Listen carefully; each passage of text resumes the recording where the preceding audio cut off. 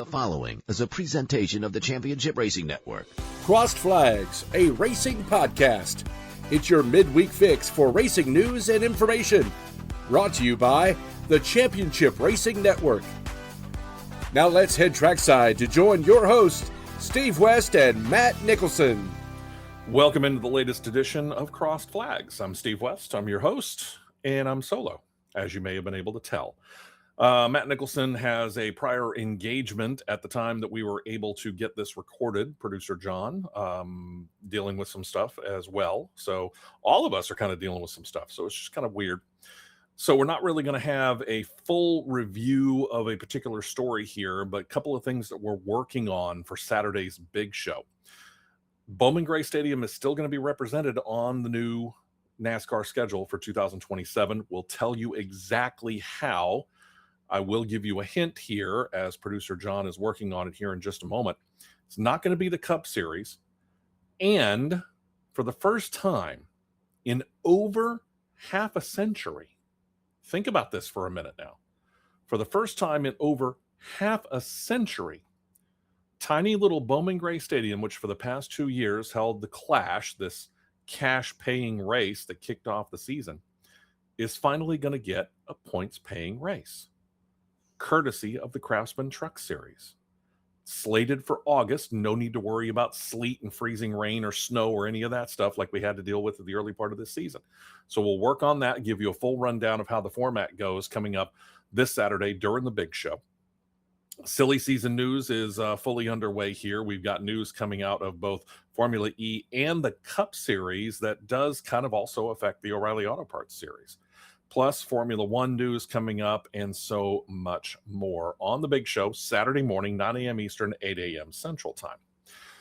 Do want to do a quick public service announcement here before we go, and producer John probably remembers this as well as anybody.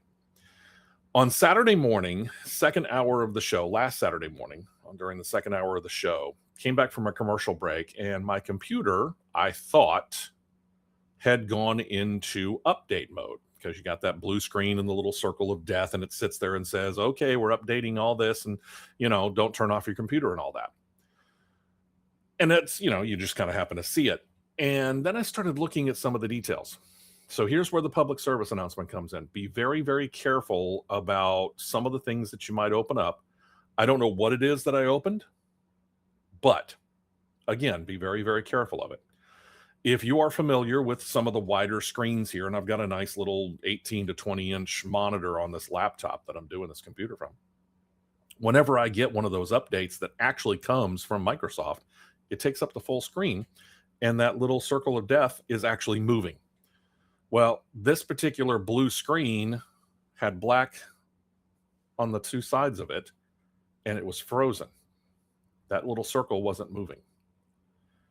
And as I went to reach for my mouse, I saw the mouse moving all on its own. This is a problem, ladies and gentlemen. So I know that this is a racing show, but I'm telling you this right now because it happened while we were on the air trying to talk about racing.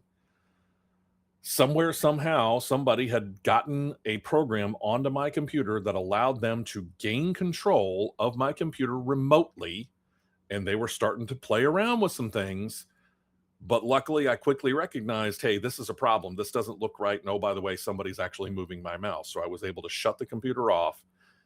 And then Sunday afternoon, took some time, went through, and I don't have a whole lot of programs downloaded on my computer, not a whole lot of apps. So I went through some of the most recent stuff and I went, okay, I didn't download that. I didn't download that. And I didn't download that. And I did some research on what those apps were. And I realized this is some where that allows somebody to come in and take control of my computer remotely. So I've deleted that and I've gone through and I've done a full virus rundown. I suggest you do it too.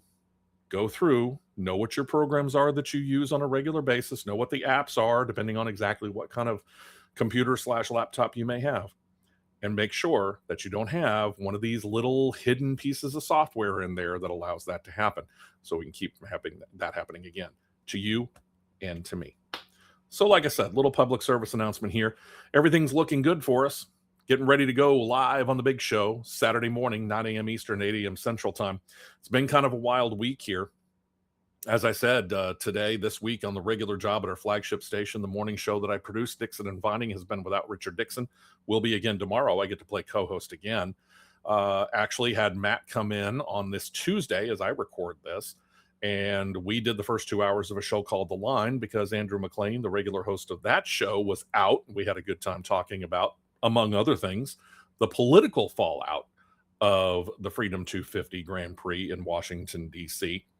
We mentioned this a little bit during last Saturday's big show, and the fact that it stupidly got political. And the senator from California, Adam Schiff, who we like to call Schiff for brains, he put on a post talking about how the taxpayers got robbed by this because they were using taxpayer money. I got news for you, Adam. And Graham Rahal of the Rahal family pointed this out on social media as well. No taxpayer money went into putting on the Freedom 250 in Washington, D.C. That was all put up by the race promoting group, backed by the owner of Indycar, Roger Penske. We weren't on the hook for a penny of what happened on Sunday. And 3.2 million people tuned in, one of the bigger audiences that IndyCar's had this year behind only the Indy 500. Don't you wish sometimes these people in Washington, D.C., and this, by the way, goes for whether they got a D or an R beside their name, I couldn't care less. Do your fact checking before you go posting about stupid stuff like that. And the other side of it is IndyCar hosts 2 races in the state of California. Adam Schiff's particular state, California. Yeah. Where all of his constituents are, because he has a senator, that means the whole state has to vote on him. Somehow stupidly voted him in. But one of those is a street race in Long Beach, California. I don't seem to remember him complaining about that. Hypocrisy much? Would it have been the same if there was a president with a D beside their name in the White House? I think probably not. Welcome to hypocrisy in its finest form. Yeesh. Stop playing politics. It's just racing, and it was fun, and it looks like they're working on as long as a 5-year deal to continue racing in downtown Washington, D.C. That would be cool if that actually comes to fruition. Would love to see it. So we talked about that. Trying to think of what else we got coming up. I'm sure there's going to be a lot more news between now and the end of the week, so looking forward to it. Again, my thanks to producer John. Glad that everything is okay, at least for now, and he was able to get back home and in time to be able to do this. Matt, as I record this on a Tuesday evening at just before 7 o'clock, is currently involved in a league on iRacing, so hopefully he's going to do well there. Maybe we'll find out a little bit more coming up on Saturday morning. Plus, get to say thank you, and I'm going to do it right now. Let me go grab my phone. Saturday morning, I talked about one of our great sponsors, Cat and Bird Winery, alive on the air. And as it turned out, they found out my wife works there. And I said it on the air that, yeah, my wife works at Cat and Bird Winery. And Robin and your gang, thank you very much for coming out last Saturday. My wife let me know that you were there, so I ran over about 10, 15 minutes away from where I lived and was able to go and meet you. And I'm glad that you came out because you said you heard about it and you had to go meet Karen. So I'm glad that you did and hope to see you again at the winery very soon.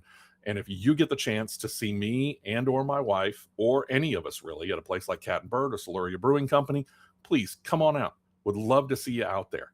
I'll be out there Friday night at Solaria Brewing Company hosting music trivia. And Saturday, probably be at the winery a little bit later on in the afternoon. So hopefully you come on by. Say hi to me. Say hi to Karen. She'll love it. And say hi to Matt Lyons, who's the owner of Cat and Bird Winery. You want to talk about loving it. When you tell him you found out about it either on Cross Flags or on CRN, they get a big kick out of it. We appreciate it so much. Producer John, thank you very much. Matt Nicholson, we will catch up with him on Saturday morning. We'll catch up with you on Saturday morning as well. Don't forget, subscribe down below. Tell your friends about it as well. Make sure that we grow this because, hey, it is growing. We're getting a lot more traction. We appreciate everybody, but we need those subscriptions as well. So we appreciate you doing that. And we'll talk to you Saturday morning on CRN.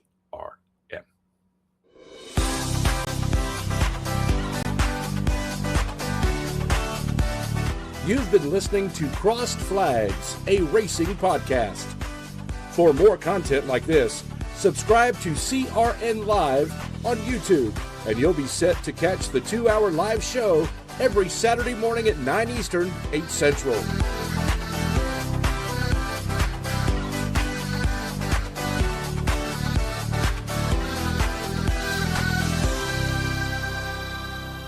This has been a presentation of the Championship Racing Network.